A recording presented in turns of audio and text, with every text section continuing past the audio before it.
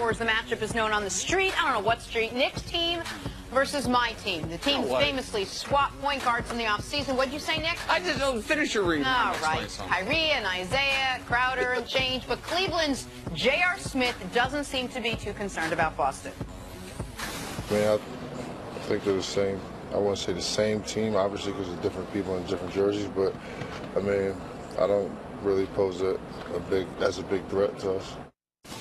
Lots of breakdown in this one, but CC, I'll ask you, are the Celtics a threat to the Cleveland Cavaliers? Of course they are. They're the second best team in the East, and yes, they're a threat. How big of a threat?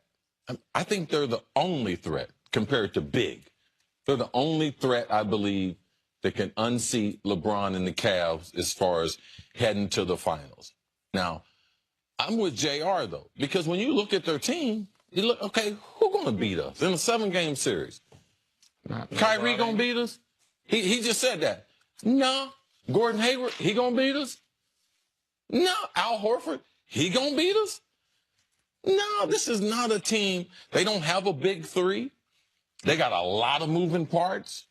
They have no one to protect the rim, and they have no one to guard LeBron James. So I understand JR.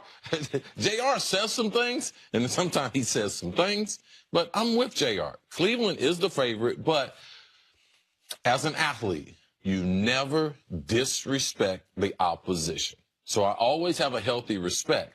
Threat, but not a big threat. Everyone is treating the Celtics as if this is the Celtics team from last year. The Celtics team from last year, there's #1 seed in the East, and theoretically, the biggest threat to Cleveland. Now, this Celtics team last year, by the way, was down 2-0 to Chicago before Rondo got hurt. It took him 7 games to beat Washington. But it is not the Celtics team of last year. Right. Oh, it's clearly better. Maybe. It might be better. But that team, does anyone think that Kyrie Irving, even if you think Kyrie Irving's a better player than Isiah Thomas, which I do, by the way, but does anyone think Kyrie Irving is going to be a more productive player this year than Isiah Thomas was last year, when Isiah Thomas was second-team All-NBA, second in the league in scoring? I don't. They're both terrible defensive players. Kyrie actually is probably a better defensive player than Isiah Thomas. But you don't know, Nick, yet what Kyrie can do without playing underneath LeBron's shadow. I watched him for 3 years. The player that he was after leaving Cleveland. You're right. I don't know it, but I can project it. We don't know anything. We'll but see you've seen a version of it. He was a scoring machine. Kyrie? Yeah, before LeBron. That's what he does. An inefficient scoring machine. Yes. No doubt about it. And we saw Kyrie, again, who is one of my favorite players to watch. Not necessarily one of the most analytically friendly players, but as far as visually, just watching him, I think he's the best ball handler in NBA history, and I think he's the best below-the-rim finisher in NBA history. But we've seen him even as an older player, when LeBron's off the court, it's a lot of dribble, dribble, dribble, one-on-one pull-up. JR had another quote we didn't play, which was, what's the strategy to slow down Kyrie? And he said, hope he dribbles so much he gets tired. But my point on the Celtics is there's a lot of we expect. The Celtics expect Jaylen Brown to make a big leap. Okay, maybe, but last year he gave you 6 points a game. We expect Jason Tatum to be an impact player.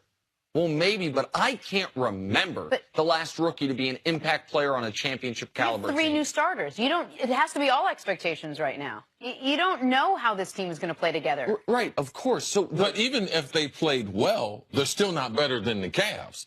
We're giving them the benefit of the doubt. It takes time for players to be able to come together. So even them having all those new players, it really speaks to Nick's point. Are they better than last year? Do we think they'll have home court advantage? Because last year, they had a better chance, even though this team might be better. The reason why, Cleveland gave up the #1 seed. All right, they made up their mind. We're not even going to play for it. We're going to give it away. Now, the home court advantage, the Celtics this year, they need home court advantage. Last year, it didn't even matter because Cleveland was that much better than them. And I haven't mentioned Gordon Hayward's name. He was their big free agent signing. The piece they've been going after. Gordon Hayward is a good player. He is a friend in the East. He'll definitely be an all-star. In the West, a fringe all-star caliber player. But you mentioned they're clearly forget big, but they're the second best team in the East. They're the threat to Cleveland.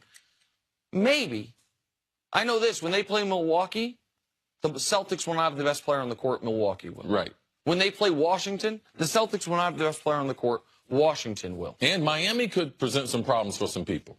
Yeah, I think Miami's probably maybe a year away from being a year away. But the thing you're talking about, remember the series, the accumulation of games. Correct. Absolutely. And so what I know about the Eastern Conference is that the team with LeBron James will win it.